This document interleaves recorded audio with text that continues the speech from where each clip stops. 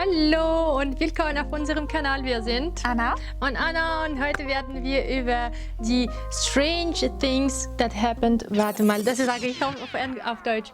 Die Sachen, die in koreanischer Drama passieren und die vielleicht ein klein bisschen für Europäer so strange klingen, seltsam. komisch sind. Ja, einfach nicht das, was wir gewöhnt sind, sagen wir mal so. Genau. Eine Sache, die mich so ein bisschen immer verwundert, also das ist überhaupt nichts Schlimmes, aber es kommt so oft in K-Dram vor, dass eine Person sagt, okay, ich gehe zuerst. Und dann geht die. Und ich denke mir so, warum gehen die nicht einfach? Was meinst du? Die reden und dann sagt die, ich gehe zuerst. Dann sagen die, und dann geht die.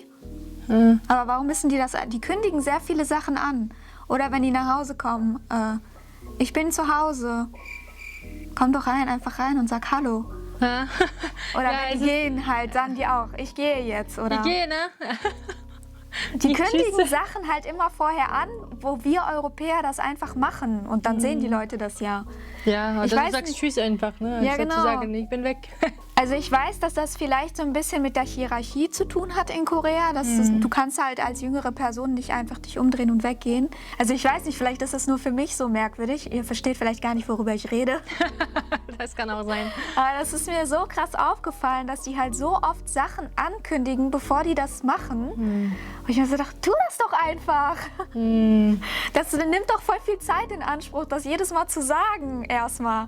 Für mich als Introvert, der so wenig wie möglich reden will mit anderen, wäre das voll der Horror, wenn ich jedes Mal sagen muss vorher, was ich dann tun werde und so. Ja, für mich wäre das diese Sache, wenn eine Person etwas sagen wollte, dann sagt sie, ach, vergiss es, vielleicht ist es nur in Dramas, keine Ahnung, aber das nervt mich so total. Zum Beispiel eine Boyfriend und Girlfriend, die sind zusammen, dann will sie etwas sagen, sagt sie das nicht, dann sagt er nicht, was wolltest du sagen? Oder wenn er das auch sagt, dann sagt sie einfach, ach, vergiss es. Und er so, okay, gut. Ja, und dann fahren die einfach weiter. Und ich wäre so, der Moment, ich würde dann direkt fragen, na, sag doch, was du sagen wolltest. Ja. Und man, als Zuschauer will man ja auch wissen, was die sagen wollte. Und Die dann machen das einfach nie. Ich habe es nie einmal gesehen, dass der sagt, was doch, dass du sagen wolltest. Und die sagt das einfach nie. Das nervt mich wirklich total jedes Mal. Ich verstehe das voll. Richtig schlimm. Ja, die nächste Sache, der typische Fall der Frau. Die stolpert irgendwie so ganz komisch und der Mann fängt die dann auf und dann gucken die sich so 10 Stunden in die Augen und sind dann so, oh, die Frau guckt dann immer wie so ein Reh so. Meinst du, wenn diese liebe Sache anfängt? Ja. Das muss immer passieren, damit diese Romanze den Anfang bekommt. Kannst du dir vorstellen, wie komisch das wäre, wenn, weißt du, die Kamera nimmt Sachen von jeder möglichen... Ja, aus jedem Winkel. Ja, also kannst du dich jetzt vorstellen, dass wir uns lange in die Augen anschauen und unsere Kamera Die stehen da bestimmt 10 Minuten so. Ja, so. Und die guckt ja dann immer so erschrocken so. Das ist immer, vor allen Dingen, das passiert ja nicht. Also kein Mensch ist so tollpatschig, Ja, dass der 100 klar, Mal das so versteht man. blöd stolpert und dein Lover steht auch nicht immer direkt daneben, um dich aufzufangen. Weil manchmal ist das wirklich so, dass der Typ dann komplett mit dem Rücken zu der Frau steht, die stolpert und er wie so ein Blitz dreht sich um und fängt die so mit einem Arm von unten, obwohl die 100 Kilo wiegt. Kein Mensch kann einen anderen Menschen so einfach halten. Und dann gucken die sich ja noch voll lange an und ich denke mir so, boah, muss das Fühlst dich sein? unwohl dann, wirklich? Ich finde es eigentlich ganz romantisch. Es dauert, manchmal denkt man wirklich, es ist wirklich zu lang, jetzt hör auf. Also für mich wäre es okay, wenn die sich dann küssen würden in dem Moment. Aber die schauen sich so richtig lange das an. fällt dann am Ende. Und dann steht die so auf und ist dann so, oh ja, okay, ich muss jetzt erstmal wieder runterkommen. Dann geht die meistens ins Badezimmer und ist dann so, macht sich ihre Haare, richtet sich, damit man nicht sieht, dass sie rot geworden ist. Dann kommt die raus und dann sind die so strange zueinander. So. Ja, als ob nichts passieren Ja. würde. Also, ja. Also Leute, küsst euch doch einfach. Dann geht's euch beiden besser. Was ich vermisse in diese Dramas. Ich habe nur vielleicht 2 Dramas gesehen, koreanische Dramas, die wirklich enden so, wie ich das möchte. Ich mag es, ich finde es super logisch, wenn die sich lieben die ganze Zeit und so weiter, dass es irgendwann mit einem Bett-Szene endet, wo die zusammengeschlafen haben. Das gibt es einfach nicht. Nee, im koreanischen Dramen, no go. Ich erinnere mich wirklich, es hat mich wirklich markiert, weil es nur eine Drama war, also eine normale romantische Drama, die sich wirklich so endet. Es hat mich so markiert, dass ich mich also jahrelang erinnere, immer noch nicht. Ich weiß nicht, welche Drama das war, aber ich erinnere mich, dass es so sich so geendet hat. Prince? Coffee Prince war noch eins davon. Nee, noch eine andere. Das war unterm Regen und das war wirklich so toll. Und sie ist dann zu dem Haus gekommen und dann... das war total. Also, das vermisse ich sehr. Ich finde es ein bisschen seltsam, dass die das nicht in die K-Dramas zeigen. Aber keine Ahnung. Oder die K-Dramas sind so ein Genre, dass es nicht da drin sein sollte. Weil es gibt ja Filme, die damit enden. Ne?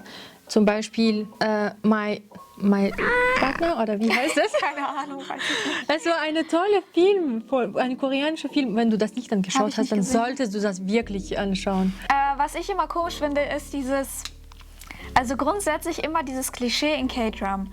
Durch irgendwelche Umstände sind ein Mann und eine Frau dazu gezwungen, zusammenzuleben, also zusammenzuziehen. Es kommt so oft vor, dass zum Beispiel die Frau wird irgendwie obdachlos und dann zieht die bei ihrem besten Freund an. Aber der beste Freund ist schon lange in die verliebt und dann leben die zusammen in einem Haus. Das erinnert mich an diese Drama, wo der ein Writer war, ein Autor. Romance is a bonus book. Genau. Ja, das war ja bei Alice auch so. Dass die dann ja auch da eingezogen ist, damit der die beschützen kann. Und solche Sachen. Und die leben dann halt zusammen. Und dann kommt irgendwann immer, ja, ich schlafe heute vor deiner Tür.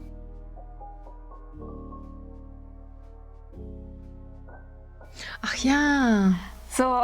Erinnere ich mich, wenn ich Alice angeschaut habe, irgendwann, wenn er dahin gezogen ist, dachte ich, das wird doch irgendwann passieren. Ja. Das kann doch nicht sein, dass ihr zusammenlebt und das ist nicht passiert. Und das ist irgendwie dann immer, also manche finden das romantisch, weil das ist halt so, ja, der will die beschützen, der will ihr aber nicht das Gefühl geben, dass der irgendwelche anderen Absichten hat. Aha. Und deshalb wie ein Gentleman schläft er vor der Tür. Aber für mich ist das so, mein Gott, das ist doch ein Mensch, das ist doch kein Tier, dass der vor deiner Tür auf dem Boden hockt und da schläft. Weil meistens zeigen die dann die Szene und der sitzt dann so an der Wand und schläft. Der liegt nicht mal oder so auf dem Boden mit einer Decke oder so. Der sitzt dann da einfach so.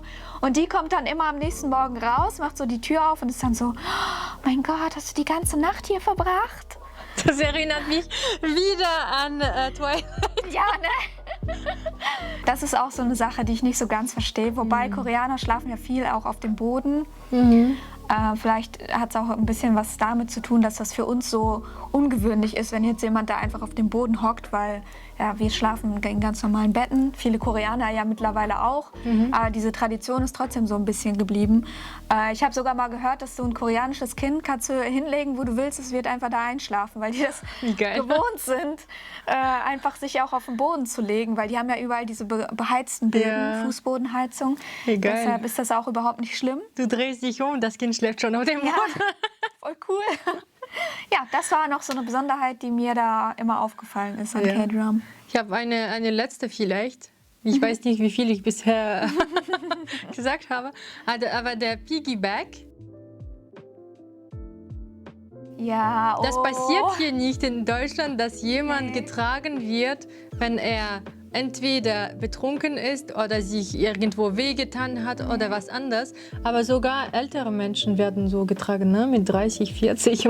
Also es macht eigentlich Sinn, weil es ist ja viel einfacher, eine Person auf dem Rücken zu tragen. Und bei denen ist ja auch traditionell, die haben ja die Kinder früher auch so getragen, in so einem Tuch auf dem Rücken. Ich glaube, das kommt daher so ein bisschen, aber für Deutschland ist das... Aber so wird in Deutschland auch jemand tragen. Ich habe das nie gesehen. Nee, nur an Hochzeiten. Ja, genau. Also die stützen das immer so. Also die nehmen dann so den Arm um die Schulter und dann laufen die so. Aber die andere Person muss halt noch im Zustand sein, ein bisschen mitzuwirken. Genau. Aber in den K-Dramen sind die dann meistens so weg, dass sie wirklich dann nur noch so auf dem Rücken hängen und irgendwas vor sich her leiern. Meistens sind's wirklich, geht es darum, dass jemand so betrunken ist. Dass Ja, sie meistens übertragen werden. geht es eigentlich wirklich darum. Ja, und also das wär's. Das wär's heute für unsere Strange Things. Oh mein Gott, mit meinem Englisch. Für die seltsamen Sachen in K-Dramas. Genau. Aber wir gucken natürlich trotzdem K-Drama und sind sehr, sehr große Fans. Ja. Das sind einfach, wie gesagt, Besonderheiten. Das ist kein Grund, das nicht zu gucken, Leute. Ja. Guckt es euch trotzdem an. Wir sind an solche Sachen eigentlich schon gewöhnt, aber vielleicht ein Mensch, der anfangen wird mit K-Drama, der wird denken, mein Gott, das ist wirklich zu viel gerade. Ist vielleicht so ein bisschen Gewöhnungssache. Ich muss allerdings sagen, wenn ich jetzt europäische Sachen angucke oder irgendwas Amerikanisches oder so, bin ich jedes Mal so, boah. Ich kann das einfach nicht ertragen, wenn die sich in den ersten 5 Minuten haben die schon alles gemacht, was andere Leute in ihrem ganzen Leben machen. Die haben sich schon geküsst, die haben schon miteinander geschlafen 100.000 Mal. Und dann bin ich so, boah, nee, ich habe schon keine Lust mehr, das zu gucken. Ich gucke lieber meine K-Drama, wo die 16 Folgen brauchen, damit sich die Hände berühren. Und dann sind schon alle so, oh mein Gott, Hände berühren! ja, wie romantisch. Ja, das waren die Sachen, die uns aufgefallen sind. Falls euch noch irgendwas aufgefallen ist, schreibt uns das gerne in die Kommentare. Dann können wir uns so ein bisschen austauschen darüber. Falls euch dieses Video gefallen hat, gebt uns einen Like, abonniert unseren Kanal, folgt uns auf Instagram, T-Round heißen wir dort. Irgendwo. Genau. Und dann sehen wir uns im nächsten Video. Vielen Wir Dank. sehen uns. Dankeschön. Bye, bye. Tschüss.